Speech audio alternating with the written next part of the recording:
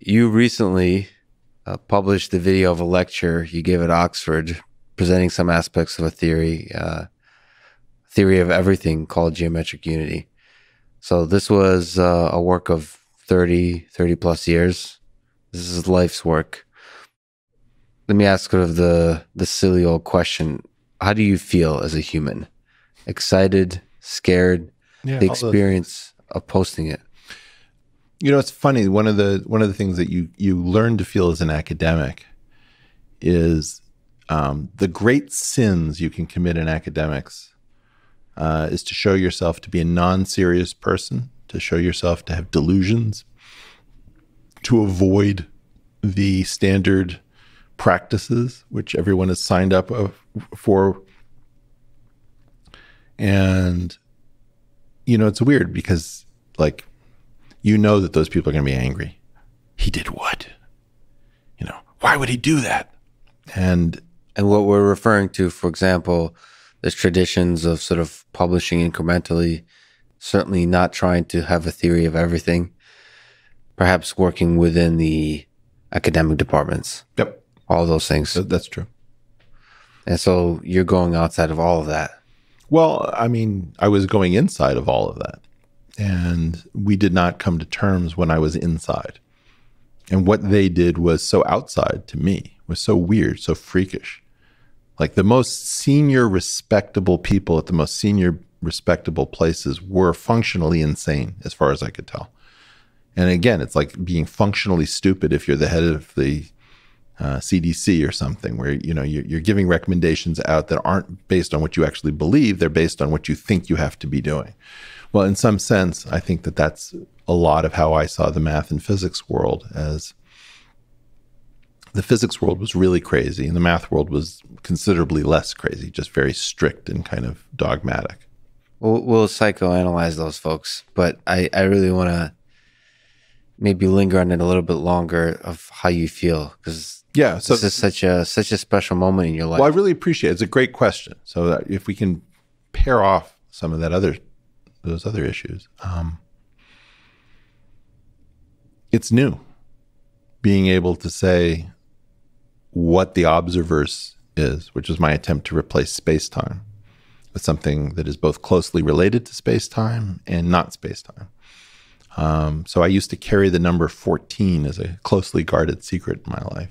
And where 14 is really 4 dimensions of space and time, plus 10 extra dimensions of rulers and protractors, or for the cool kids out there, symmetric 2 tensors. So you had a complicated, beautiful geometric view of the world that you carried with you for a long time. Yeah. Did you have friends that you, colleagues that essentially no talked? No, in fact, some of these stories are me coming out to my friends, and I use the phrase coming out because I think that gays have monopolized the concept of the closet.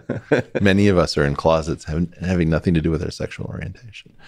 I didn't really feel comfortable talking to almost anyone. So this was a closely guarded secret. And I think that I let on in some ways that I was up to something, and probably, but it was a very weird life. So I had to have a series of things that I pretended to care about so that I could use that as the stalking horse for what I really cared about. And to your point, I never understood this whole thing about theories of everything. Like if you were going to go into something like theoretical physics, isn't that what you would normally pursue? Like, wouldn't it be crazy to do something that difficult and that poorly paid if you were going to try to do something other than figure out what this is all about? Now I have to reveal my cards of my sort of weaknesses and lack and an understanding of the music of the physics and math departments. But there's an analogy here to artificial intelligence. And often folks come in and say, okay, so there's a giant department working on quote unquote artificial intelligence, but why is nobody actually working on intelligence? Like you're all just building little toys. Right. You're not actually trying to understand. And that breaks a lot of people. It confuses them because like, okay, so I'm at MIT, I'm at Stanford, I'm at Harvard, I'm here. I dreamed of working on artificial intelligence. why is everybody not actually working on intelligence? And I have the same kind of sense that that's what working on the theory of everything is. That strangely you somehow become an outcast for even. But we know why this is, right? Why? Well, it's because let's take the artificial. Let's play with AGI, for example. Yeah. I think that the idea starts off with nobody really knows how to work on that. And so if we don't know how to work on it, we choose instead to work on a program that is tangentially related to it. So we do a component of a program that is related to that big question because it's felt like at least I can make progress there. And that wasn't where I was. Where I was in, it's funny, there was this book of called Frieden Uhlenbeck, and it had this weird, mysterious line in the beginning of it. And I tried to get clarification of this weird, mysterious line, and everyone said wrong things. And then I said, okay, well, so I can tell that nobody's thinking properly because I just asked the entire department, and nobody has a correct interpretation of this. And so, it's a little bit like you see a crime scene photo, and you have a different idea. Like there's a smoking gun, and you figure, that's actually a cigarette lighter. I don't really believe that. And then there's like a pack of cards, and you think, oh, that looks like the blunt instrument that the person was beaten with. So you have a very different idea about how things go. And very quickly you realize that there's no one thinking about that. There's a few human sides to this and technical sides, both of which I'd love to try to get down to. So the human side, I can tell from my perspective, I think it was before April 1st, April Fool's, maybe the day before, I forget. But I was laying in bed in the middle of the night, and somehow it popped up, on my feed somewhere that your beautiful face is speaking live, and I clicked. And it's kind of weird how the universe just brings things together in this kind of way. And all of a sudden I realized that there's something big happening at this particular moment. It's strange, on a day like any day. And all of a sudden you were thinking you had this somber tone, like you were serious, like you were going through some difficult decision. And it seemed strange. I almost thought you were maybe joking, but there was a serious decision being made, and it was a wonderful experience to go through with you. I really appreciate it. I mean, it was April 1st. Yeah, it's kind of fascinating. I mean, just the whole experience, and so I want to ask. I mean, thank you for letting me be part of that kind of journey of decision making that took 30 years. But why now? Why did you struggle so long not to release it and decide to release it now? While the whole world is on lockdown on April Fool's, is it just because you like the comedy of absurd ways that the universe comes together? I don't think so. I think that the COVID epidemic is the end of the big nap. And I think that I actually tried this 7 years earlier in Oxford. So and it was too early. Which part was too early? Is it the platform? Because your platform is quite different now, actually. The internet, I remember you, I read several of your brilliant answers that people should read for the Edge questions. One of them was related to the internet. And it was the first one. Was it the first one? An essay called Go Virtual, Young Man. Yeah. Yeah, that's like forever ago now. Well, that was 10 years ago, and that's exactly what I did, is I decamped to the internet, which is where the portal lives. The portal. Yeah. We'll insert the theme, the ominous theme music, which I could just listen to forever. I actually started recording tiny guitar licks for the audio portion, not for the video portion. You kind of inspire me with bringing your guitar into the story, but keep going. So you thought, the Oxford was like step one. You kind of you put your foot into the water to sample it, but it was too cold at the time, so you didn't want to step in. I was just really disappointed. What was disappointing about that experience? It's a hard thing to talk about. It has to do with the fact that, and I can see this this mirrors a disappointment within myself. There are two separate issues. One is the issue of making sure that the idea is actually heard and explored. And the other is the question about, will I become disconnected from my work because it will be ridiculed, it will be immediately improved, it will be found to be derivative of something that occurred in some paper in 1957.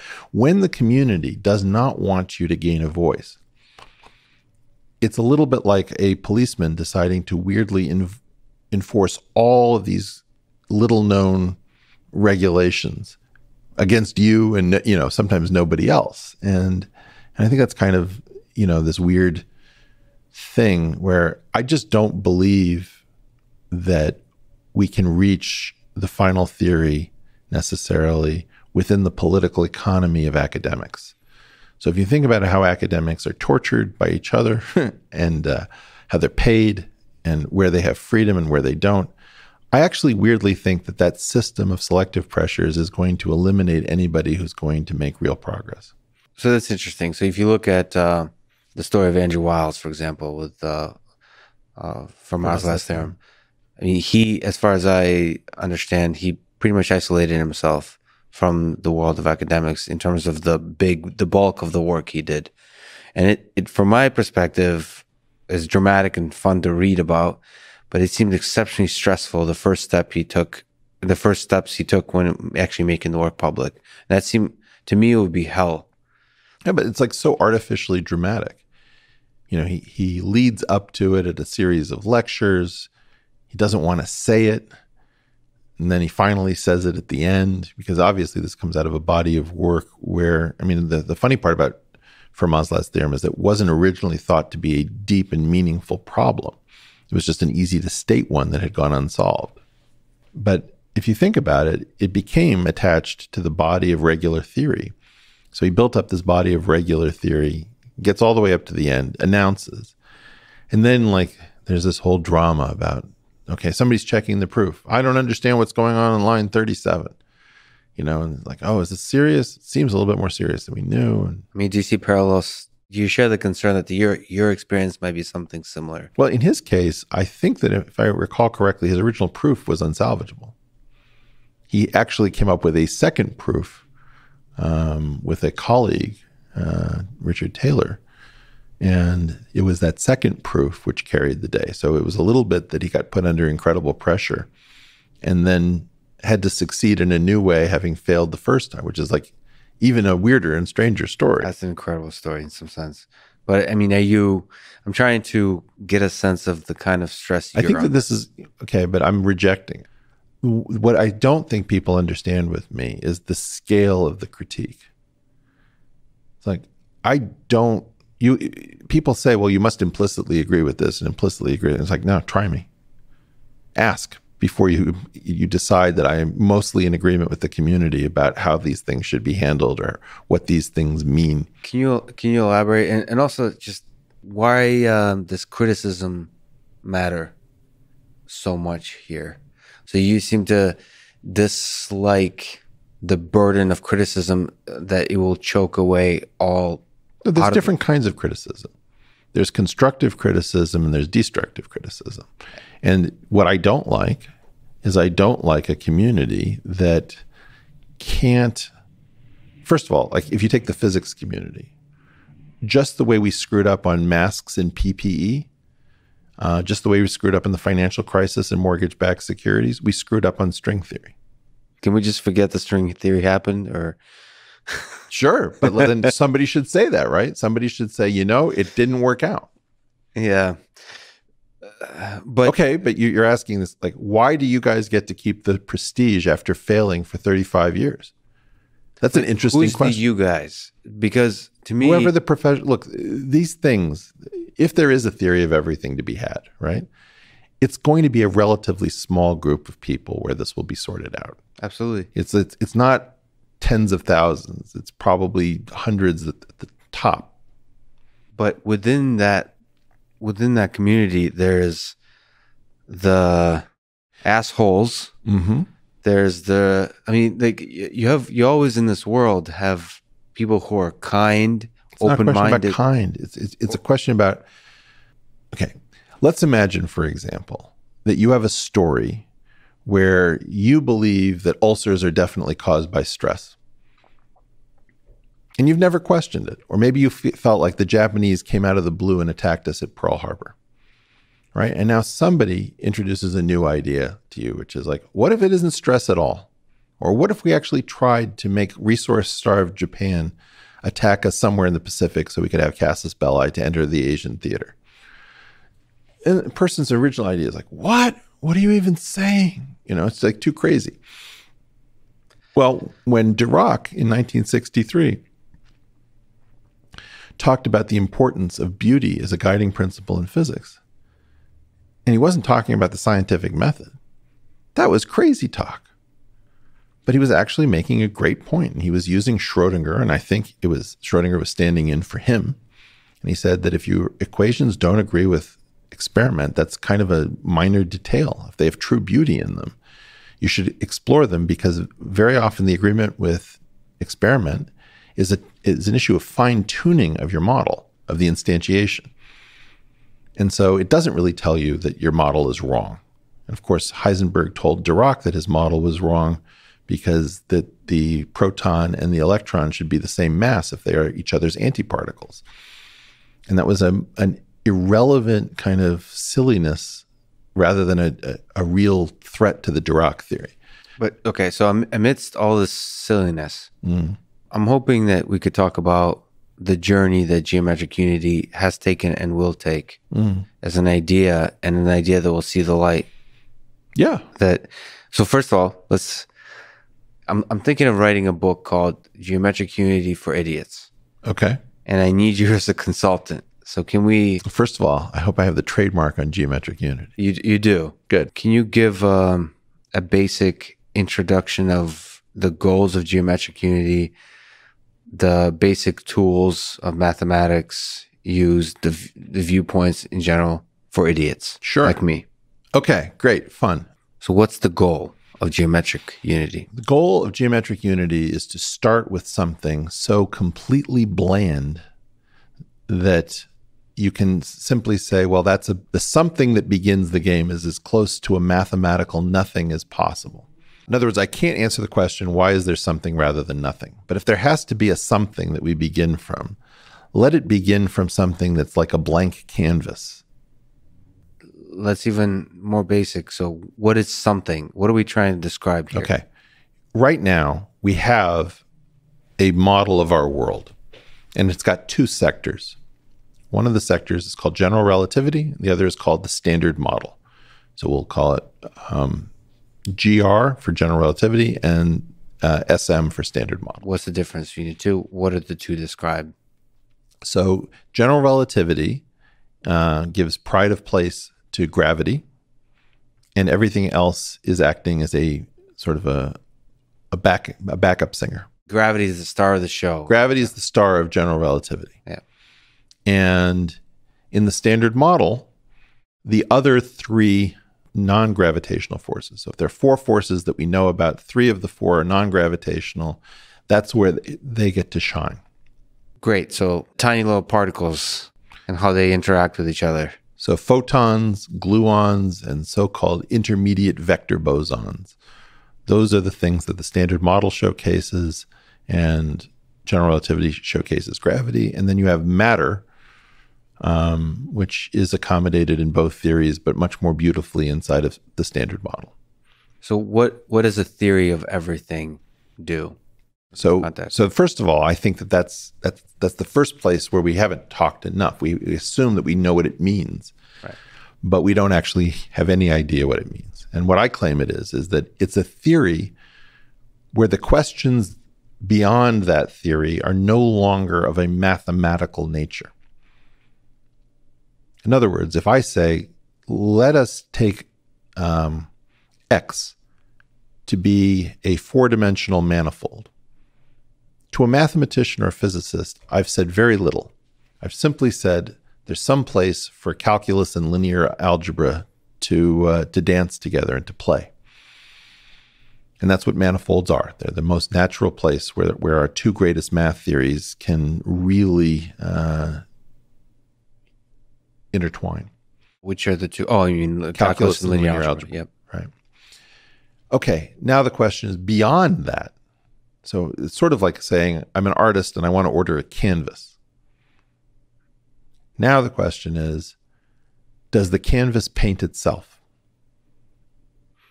Does the canvas come up with an artist and paint and ink, which then paint the canvas? Like that's the hard part about theories of everything, which I don't think people talk enough about. So can we just, you bring up Escher and the hand that draws itself as the fire that lights itself, or drawing hands. The drawing hands. Yeah. And every time I start to think about that, my mind shuts down. No, don't do that. There's a spark. And no, but this is the most beautiful part. We should do this together. No, it's beautiful, but this robot's brain sparks fly. So can we try to say the same thing over and over in different ways about what you mean by that having to be a thing we have to contend with? Sure. Like why do you think that creating a theory of everything, as you call the source code, understanding our source code, require a view like the hand that draws itself? Okay, well, here's what goes on in the regular physics picture. Yep. We've got these two main theories, general relativity and the standard model, right? Think of general relativity as more or less the theory of the canvas, okay? And maybe you have the canvas in a particularly rigid shape. Maybe you've measured it, so it's got length and it's got angle. But more or less, it's just canvas and length and angle.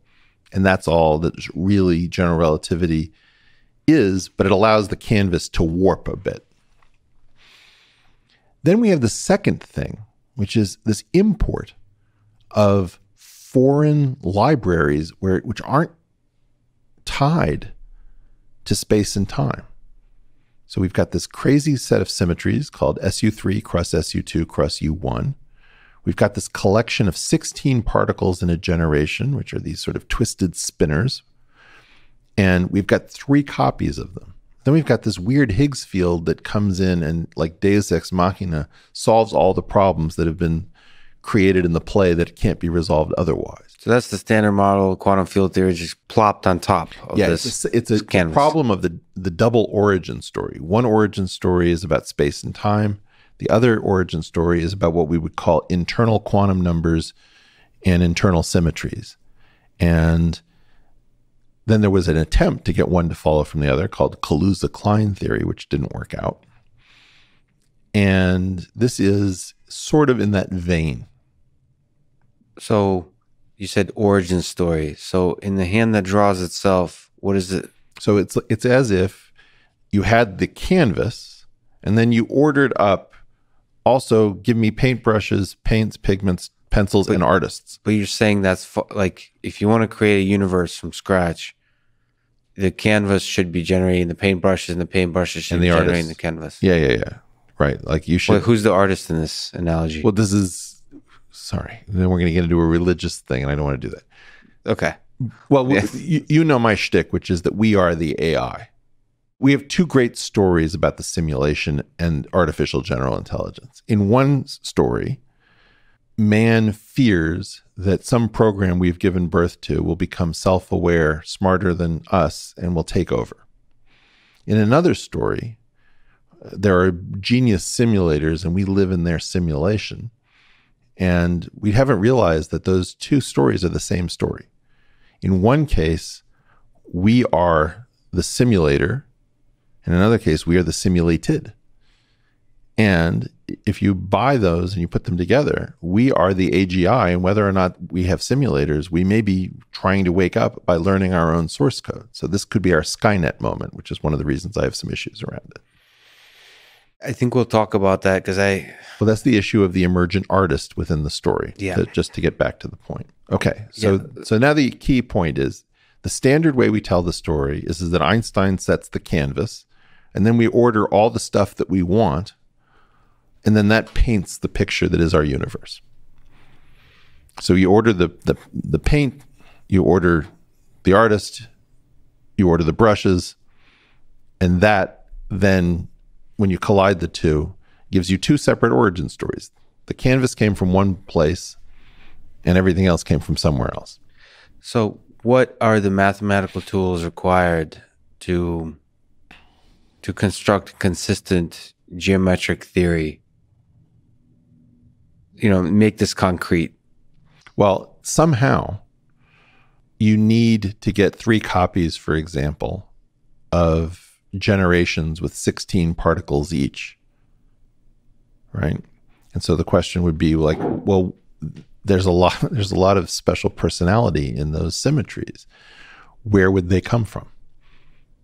So, for example, you've got what would be called grand unified theories that sound like SU5, the George I. Glashow theory. There's something that should be called spin 10, but physicists insist on calling it SO10. There's something called the Petit Salam theory that tends to be called SU4 cross SU2 cross SU2, which should be called spin 6 cross spin 4. I can get into all of these. But what are they all accomplishing? They're all taking the known forces that we see and packaging them up to say we can't get rid of the second origin story, but we can at least make that origin story more unified. So they're trying, grand unification is the attempt to and that's a mistake in your It's view. not a mistake. The problem is it was born lifeless. When George I. and Glashow first came out with the SU5 theory, it was very exciting because it could be tested in a South Dakota mine filled up with like, I don't know, cleaning fluid or something like that.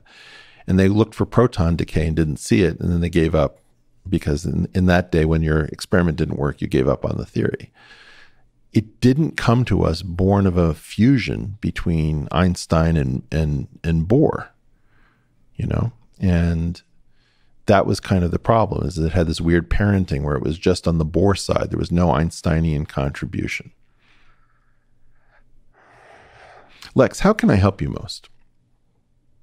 I'm trying to figure out what questions you want to ask so that you get the most satisfying answers.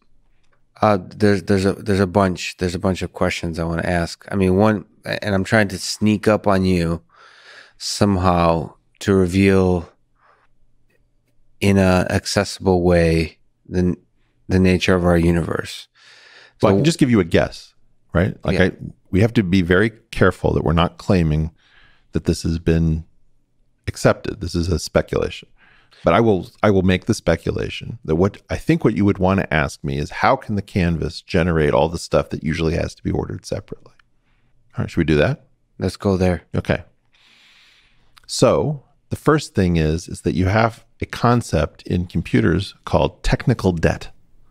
You're coding and you cut corners, and you're going to have to do it right before the thing is safe for the world.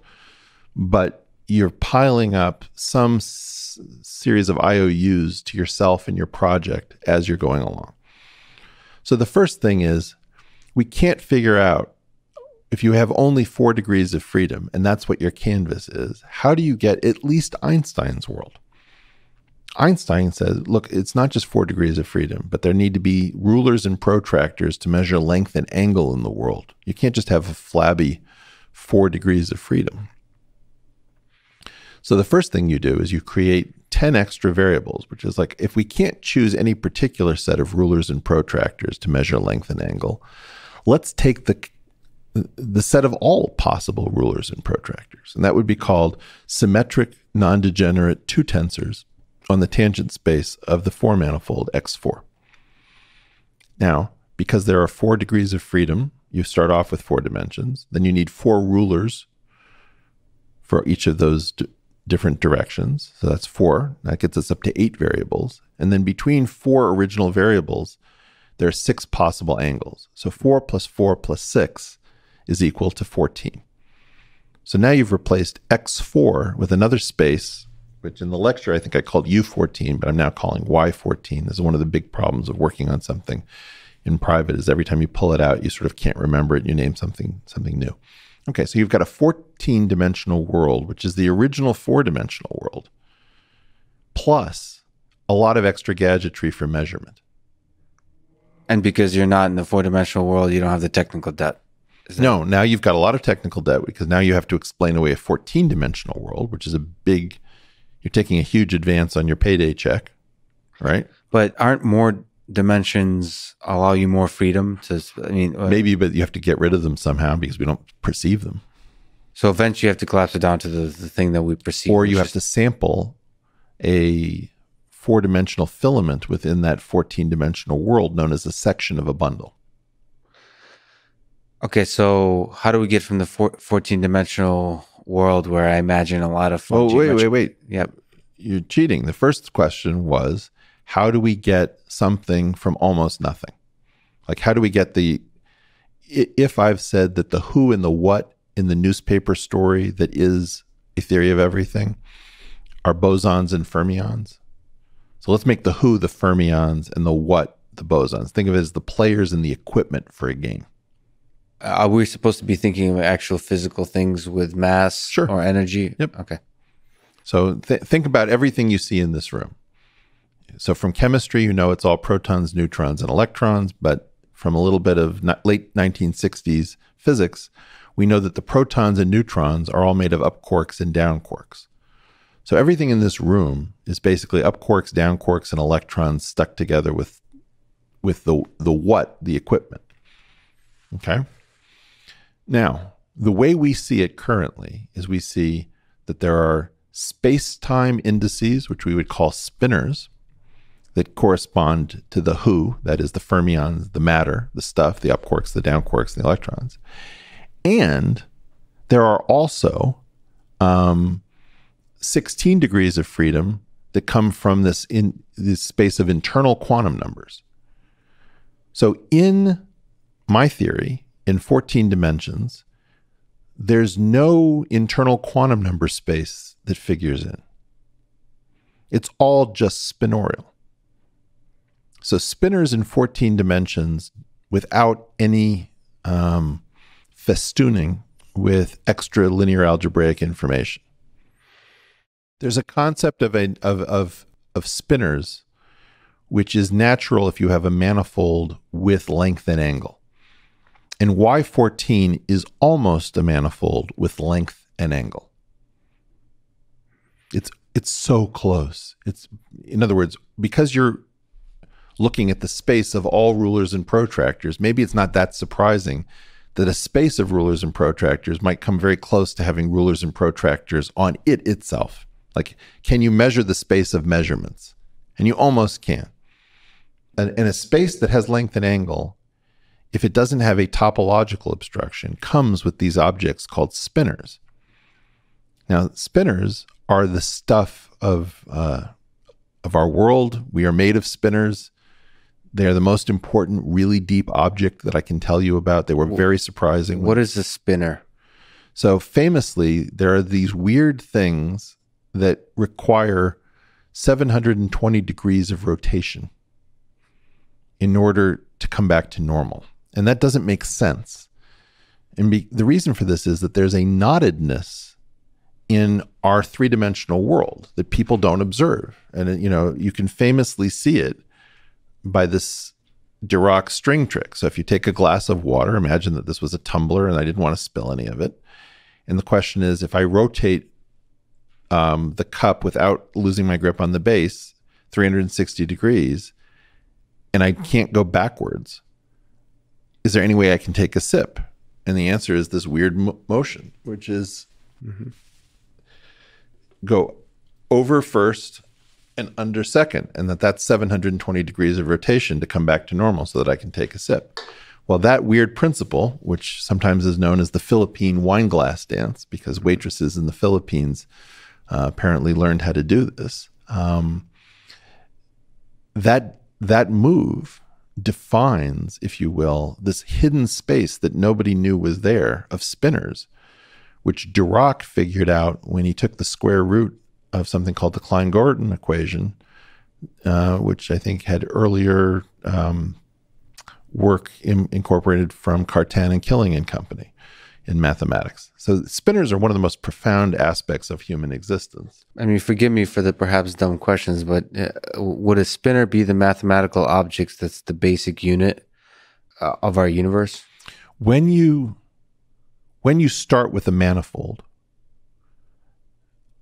which is just like something like a donut or a sphere or a circle or a Mobius band, A spinner is usually the first wildly surprising thing that you found was hidden in your original purchase.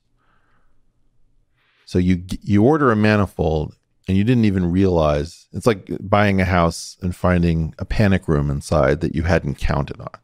It's very surprising when you understand that spinners are running around on your spaces. Again, perhaps a dumb question, but we're talking about 14 dimensions and 4 dimensions. What is the manifold we're operating under? So in my case, it's proto-space-time. It's before Einstein can slap rulers and protractors on space-time. And what you mean by that, sorry to interrupt, is space-time is the 4D manifold. Space-time is a 4-dimensional manifold with extra structure. What's the extra structure? It's called a semi-Riemannian or pseudo-Riemannian metric. In essence, there is something akin to a 4x4 symmetric matrix which is equivalent to length and angle. So when I talk about rulers and protractors, or I talk about length and angle, or I talk about Riemannian or pseudo-Riemannian or semi-Riemannian manifolds, I'm usually talking about the same thing.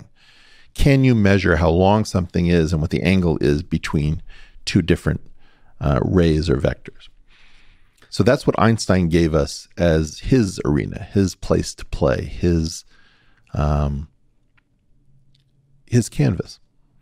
So there's a bunch of questions I can ask here, but like I said, I'm working on this book, Geometric Unity for Idiots, and I think what would be really nice as your editor to have like beautiful, maybe even visualizations that people could try to play with, try to reveal small little beauties about the way you're thinking about this world. Well, I usually use the Joe Rogan program for that. Sometimes I have him doing the Philippine Wineglass dance. I had the hop vibration. The part of the problem is that most people don't know this language about spinners, bundles, metrics, gauge fields, and they're very curious about the theory of everything, but they have no understanding of even what we know about our own world. Is it a hopeless pursuit? So, no. Like even gauge theory, right? Just this. I mean, it seems to be very inaccessible. Is there some aspect of it that could be made accessible? I mean, I could go to the board right there and give you a 5-minute lecture on gauge theory that would be better than the official lecture on gauge theory. You would know what gauge theory was. So it's possible to make it accessible. Yeah. But nobody does. Like, in other words, you're going to watch over the next year lots of different discussions about quantum entanglement or, the multiverse. Where are we now? Right. Or, many worlds. Are they all equally real? Yeah. Right? I mean, yeah, that's okay, like but you're not going to hear anything about the hop vibration except if it's from me, and I hate that. Why can't you be the one? Well, because I'm going a different path. I think that we've made a huge mistake, which is we have things we can show people about the actual models. We can push out visualizations where they're not listening by analogy. They're watching the same thing that we're seeing. And as I've said to you before, this is like choosing to perform sheet music that hasn't been performed in a long time. Or, the experts can't afford orchestras, so they just trade Beethoven symphonies as sheet music. And they're like, oh, wow, that was beautiful. But it's like, nobody heard anything. They just looked at the score. Well, that's how mathematicians and physicists trade papers and ideas, is that they write down the things that represent stuff. I want to at least close out this thought line that you started. Yes. Which is, how does the canvas order all of this other stuff into being? And so I at least want to say some incomprehensible things about that, and then we'll have that much done. All right. On that just point, does it have to be incomprehensible? Do you know what the Schrodinger equation is? Yes. Do you know what the Dirac equation is? What does no mean? Well, my point is, you're going to have some feeling that you know what the Schrodinger equation is. Yes. As soon as we get to the Dirac equation, your eyes are going to get a little bit glazed, right? So now, why is that? Well, the answer to me is that you want to ask me about the theory of everything, but you haven't even digested the theory of everything as we've had it since 1928. when Dirac came out with his equation. So for whatever reason, and this isn't a hit on you, Yeah. you haven't been motivated enough in all the time that you've been on Earth to at least get as far as the Dirac equation. And this was very interesting to me after I gave the talk in Oxford. New scientist who had done kind of a hatchet job on me to begin with sent a reporter to come to the third version of the talk that I gave. And that person had never heard of the Dirac equation.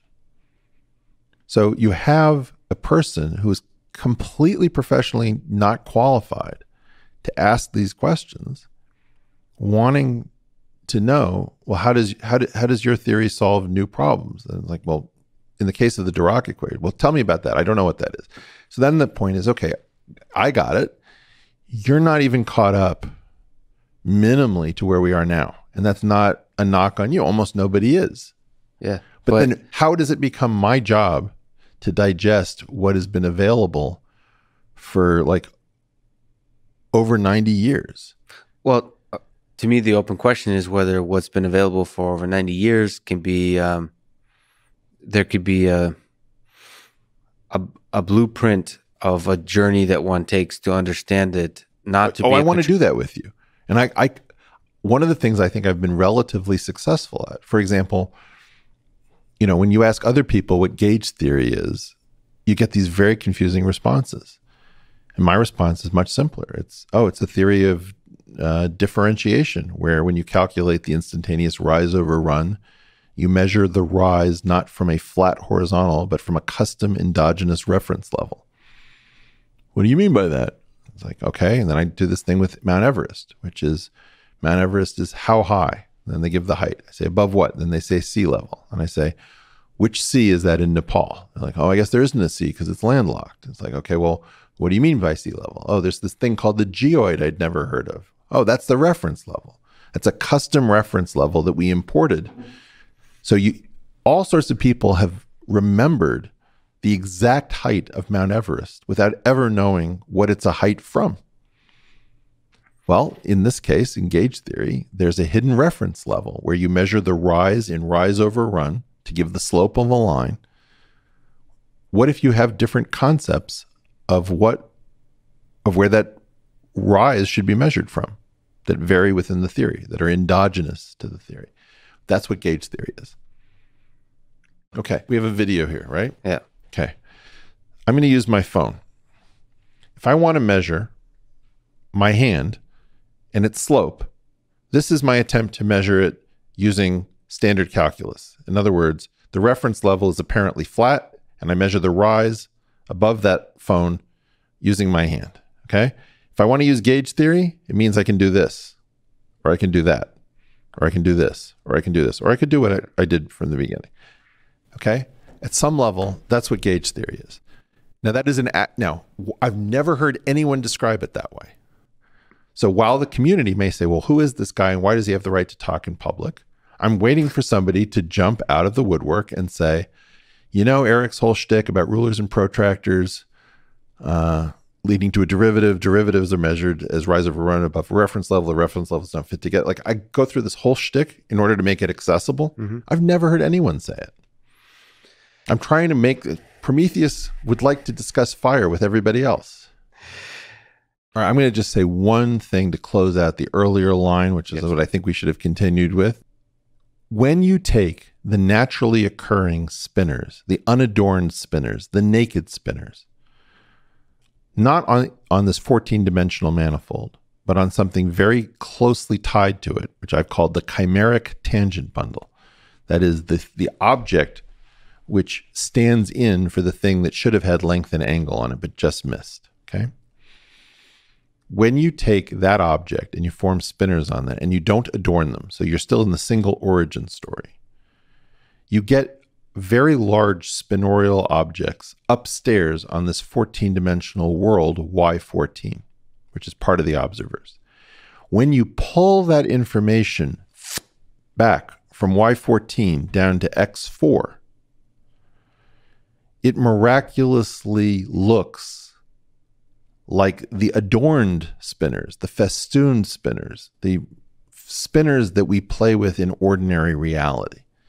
In other words, the 14-dimensional world looks like a 4-dimensional world plus a 10-dimensional complement. So 10 plus 4 equals 14. That 10-dimensional complement, which is called a normal bundle, generates spin properties, internal quantum numbers, that look like the things that give our particles personality, that make, let's say, up quarks and down quarks charged by negative 1/3 or plus 2/3, that kind of stuff, or whether or not, some quarks feel the weak force and other quarks do not. So the X4 generates Y14. Y14 generates something called the chimeric tangent bundle. Chimeric tangent bundle generates unadorned spinners. The unadorned spinners get pulled back from 14 down to 4, where they look like adorned spinners. And we have the right number of them. You thought you needed 3, you only got 2. But then something else that you'd never seen before broke apart on this journey. And it broke into another copy of the thing that you already have 2 copies of. One piece of that thing broke off. So now you have 2 generations plus an imposter 3rd generation, which is, I don't know why we never talk about this possibility in regular physics. And then you've got a bunch of stuff that we haven't seen, which has descriptions. So people always say, does it make any falsifiable predictions? Yes, it does. It says that the matter that you should be seeing next has particular properties that can be read off. Like weak isospin, weak hypercharge, like the responsiveness to the strong force. The one I can't tell you is what energy scale it would happen at. So you can't say if those characteristics can be detected with the current. But it may be that somebody else can. I'm not a physicist. I'm not a quantum field theorist. I don't know how you would do that. The hope for me is that there's some simple explanations for all of it. Lex, should we have a drink? You're having fun. No, I'm trying to have fun with you. You know that. No, there's a bunch of fun things but you're very serious. To talk about here. Anyway, that was how I got what I thought you wanted, which is, if you think about the fermions as the artists and the bosons as the brushes and the paint, what I told you is that's how we get the artists. What are the open questions for you in this? What are the challenges? So you're not done.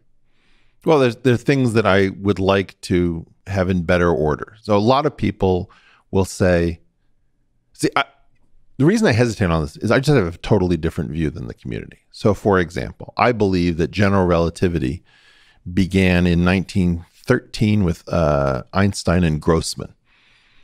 Now that was the first of like 4 major papers in this line of thinking. To most physicists, general relativity happened when Einstein produced a divergence-free gradient, which turned out to be the gradient of the so-called Hilbert or Einstein-Hilbert action. And from my perspective, that wasn't true. This is that it began when Einstein said, look, this is about differential geometry, and the final answer is going to look like a curvature tensor on one side and matter and energy on the other side. And that was enough. And then he published a wrong version of it, where it was the Ricci tensor, not the Einstein tensor. Then he corrected the Ricci tensor to make it into the Einstein tensor. Then he corrected that to add a cosmological constant. I can't stand that the community thinks in those terms. There's some things about there's a question about which contraction do I use? There's an Einstein contraction. There's a Ricci contraction. They both go between the same spaces. I'm not sure what I should do. I'm not sure which contraction I should choose. This is called a Sheab operator for ship in a bottle in my stuff. You have this big platform in many ways that inspires people's curiosity about physics and mathematics. Right. Now, and I'm one of those people. Well, great. But then you start using a lot of words that I don't understand. And I might know them, but I don't understand. And what's unclear to me, if I'm supposed to be listening to those words, or if this is one of those technical things that's intended for a very small community, or if I'm supposed to actually take those words and start, a multi-year study, not a serious study, but the kind of study when you're interested in learning about machine learning, for example, or any kind of discipline. That's where I'm a little bit confused. So you speak beautifully about ideas. You often reveal the beauty in mathematics, in geometry, and I'm unclear in what are the steps I should be taking. I'm curious. How can I explore? How can I play with something? How can I play with these ideas and enjoy the beauty of not necessarily understanding the depth of a theory that you're presenting, but start to share in the beauty, as opposed to sharing and enjoying the beauty of just the passion with which you speak, which is in itself fun to listen to, but also starting to be able to understand some aspects of this theory that I can enjoy it and start to build an intuition. What the heck we're even talking about? Because you're basically saying we need to throw a lot of our ideas of views of the universe out. And I'm trying to find accessible ways in. Okay. Not in this conversation. No, I appreciate that. So one of the things that I've done is I've picked on one paragraph from Edward Witten. Mm-hmm. And I've said, this is the paragraph. If I could only take one paragraph with me, this is the one I'd take. And it's almost all in prose, not in equations. And he says, look, this is our knowledge of the universe at its deepest level. And he was writing this during the 1980s. And he has 3 separate points that constitute our deepest knowledge. And those 3 points refer to equations. One to the Einstein field equation, one to the Dirac equation, and one to the Yang-Mills-Maxwell equation.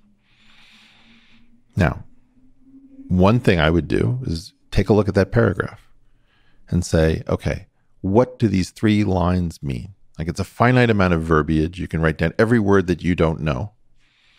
Beautiful. And you can say, what do I think? Done. Now, young man. Yes. There's a beautiful wall in Stony Brook, New York, built by someone who I know you will interview, named Jim Simons. And Jim Simons, he's not the artist, but he's the guy who funded it. Yeah. World's greatest hedge fund manager.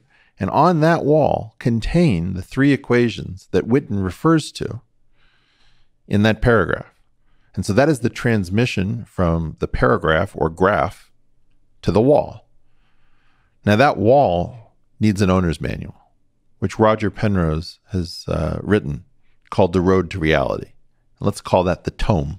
Mm-hmm. So this is the subject of the so-called Graph Wall Tome project that is going on in our Discord server and our general group around the Portal community, which is, how do you take something that purports in one paragraph to say what the deepest understanding man has of the universe in which he lives?